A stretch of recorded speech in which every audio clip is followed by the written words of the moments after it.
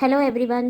ఇది చింతపండు చారే కానీ టమాటాలు ఎక్కువ వేసుకుంటే మనం చింతపండు తక్కువ వేసుకొని తినాలి. ఎందుకంటే చింతపండు ఎక్కువ తినకూడదని అంటారు కదా, అందుకని. దీనికోసం నేను ముందుగా టమాటాలు 3 తీసుకున్నాను. అవి బాగా ఇలా స్మాష్ చేసుకొని వేసినాను, ఎందుకంటే టమాటాలో ఉండే గుజ్జు మొత్తం బయటకు వస్తుందని. ఇలా స్మాష్ చేసుకున్న తర్వాత గిన్నెని పొయ్యి మీద పెట్టి ఒక 2 టేబుల్ స్పూన్స్ ఆయిల్ వేసుకొని కాసేపు మగ్గించాలి. టమాటాలని ఒక 2 మినిట్స్ తర్వాత అందులో పచ్చిమిరపకాయలు వేసుకోవాలి కారం కోసం.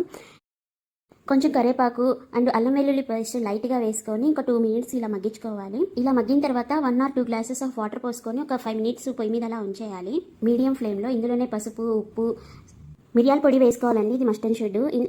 ఒక చిన్న ఉసిరికాయంత చింతపండు నానబెట్టుకొని ఆ నీటిని కూడా పోసేసుకోవాలి. ఇందులోనే ధనియాలు, జీలకర్ర పొడి, లాస్ట్లో కొంచెం కొత్తిమీర, ఇది ఆప్షనల్ అండి, కస్తూరి మేతి ఉంటే వేసుకోవచ్చు, లేకపోతే వదిలేయచ్చు. ఒక 5 మినిట్స్ అలా మరిగిన తర్వాత ఆపేసుకొని పోపు వేసుకోవడమే. చింతపండు చారులోకి కొంచెం వేపుడు ఏదైనా ఉంటే బాగుంటుందని చెప్పి నేనైతే ఈరోజు పొటాటో ఫ్రై చేశాను.